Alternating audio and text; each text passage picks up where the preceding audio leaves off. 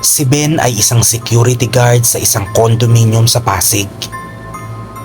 Gabi-gabi, binabantayan niya ang mga CCTV camera sa lobby, parking lot at hallway. Madalas siyang antukin.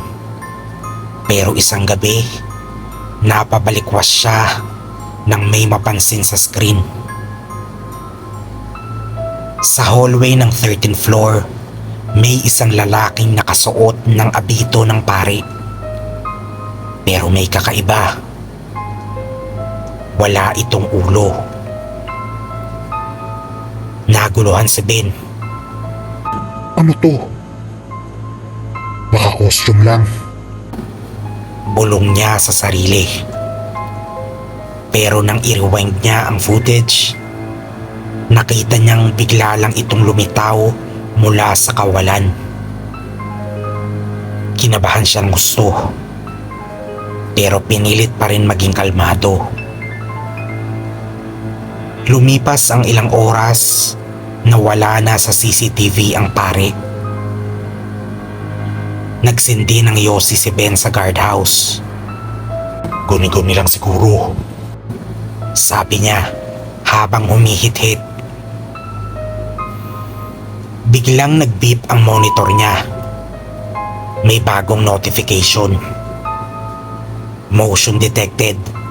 First floor lobby. Binuksan niya ang feed at napamura. Nasa lobby na ang paring walang ulo.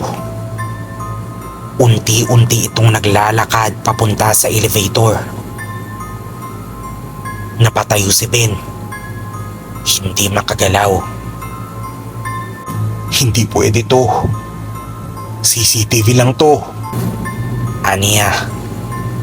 Pero maya-maya, nag-beep ulit ang monitor niya. Motion detected. Guardhouse. Dahan-dahan niyang ibinaling ang tingin sa CCTV sa guardhouse at nakita niya ang kanyang sarili na nakaupo. Pero ang nakaupo sa screen, wala na ring ulo.